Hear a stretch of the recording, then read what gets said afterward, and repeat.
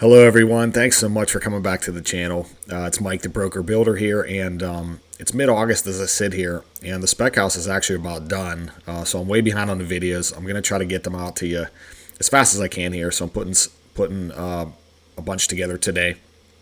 And here we got the interior framing of the spec house, episode 12. And the way I thought would be the best to do this is just narrate with photos, because what I want to do is have you focusing on some of the things that I'm going to point out that have caused me problems down the road with framing. Things that you can look for before you bring in the drywall crew. Make sure this stuff is fixed and it doesn't cause you problems down the road. So hopefully you enjoy it. Let me know in the comments what I can do better. I always greatly appreciate it. Let's rock and roll. Okay, so what we're looking at here is the office area. And I guess just a couple things I'll point out here is they have some blocking in there between the studs, and then also a pressure treated bottom plate, green wood if you will, that I think is going to be code anywhere when you're onto concrete. So just in case framers might miss something like that, the inspector's definitely going to point that out. All right, friends, moving on. What we're looking at here is the kitchen, and I'm going to point out a bunch of things in this photo. The first thing is on the far wall there, you're going to see a bunch of 1x material shot into the wall. And I want to say those are just 1-inch nails that they use to shoot those onto the block. And that really, all of that is there so that you have something to attach all of your cabinets, because this whole wall has cabinets here, both on the bottom and the top. And then you'll see a kind of a cluster there in the middle for your microwave. When they have a bunch of extra laying around, they just shoot it up there, and that's always a good thing to do because it's a real pain trying to use Tapcons for all your cabinets. And so make sure you're getting that blocking up there. Mark the areas where your cabinets are going to go. And to the right there, you're going to see the knee wall for the island. It's always a good idea to take a picture of this stuff at this stage so that you can know where all your plumbing is and things like that later on down the road. And with this knee wall, one of the main things you want to do is measure your cabinet height and then know what kind of countertop you're going to use, because here's what I've ran into before.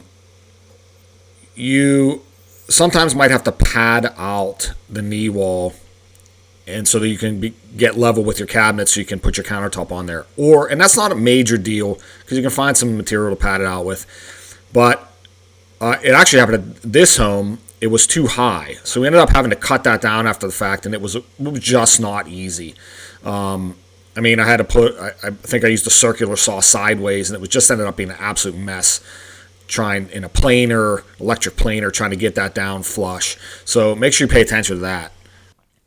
And the last thing I'll point out in this photo is you'll see the windows there, and they have 1x material around. That's called window bucking. And you want to make sure that all your windows have bucking on the bottom and the top and the sides there for the drywall guys. All right, looking into the living dining room combo area there.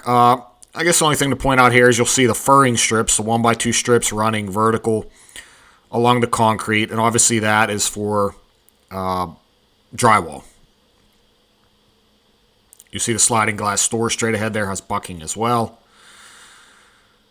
And other than that, guys, the ceiling joists you see there were part of the trusses, so no framing there. Really just a bunch of walls, pretty straightforward stuff on this interior. All right, looking into the master bedroom and the master bathroom. You're going to have some details in the bathrooms that I want to go over real quick. So let me zoom in there where the tub is so you can look at that kind of stuff. All right, I've zoomed in here to the knee wall where the master shower is. The design here had the water pipes coming up through the knee wall, if you will, here. And my framers actually didn't even build this wall. So, guys, you just got to keep your eye on these crews. I don't know why, but anyways, I had to come in a pinch and build this wall for them real quick so that my plumbers could get the rough plumbing in there. And so again, pressure treated at the bottom, pressure treated at the top. And I'll say one last thing about this area here. To the left of the knee wall there is where a shower door is going to go. So on the other side of that, you got to make sure there's definitely a couple studs so that the glass guys have something to screw into. So that's the detail on the master shower here for this particular home. All right, friends, what we're looking at next here is the air conditioning closet for the air handler. Each home is going to be designed differently. I don't see a lot in the attic anymore in Florida just because that can be problematic, obviously, if you have a leak and that sort of thing. But this one's on the inside of the house here, and some things you just got to be aware of is some inspectors will make you have a certain amount of clearance from the inside unit to actually the top of the doorway. So just make sure you're aware of that. And then just make sure you have a nice, solid surface for your unit there, and make sure it's nice and sturdy. The smaller home I was building for a while that I did my first Spec Home profit margin video on. If you haven't seen that, check it out, guys. My most popular video. But that house, it had the air conditioning handler in the garage, so we had to build a platform out there. It actually wasn't even on the plans. So just little details that, they will hold you up as these projects go on. All right, friends, what we're looking at now is the bedrooms, second and third bedroom, and then obviously we have the office up front there. But just a couple things here. Obviously, you're going to want to double check your doorways because these guys do make mistakes. Just make sure the doorway rough openings are correct. And that goes for anywhere in the house. Make sure, I've had a lot of problems with closets. So make sure those rough openings are correct, especially if you're using bifold doors. You want to double check. You have to double check all this stuff, guys, because these are small little things that if you get held up, it pushes the trades back and you could be, delayed a month over some stupid little detail. All right, friends, the last thing I wanted to point out here is sometimes you're going to have some framing details just on the outside entry area.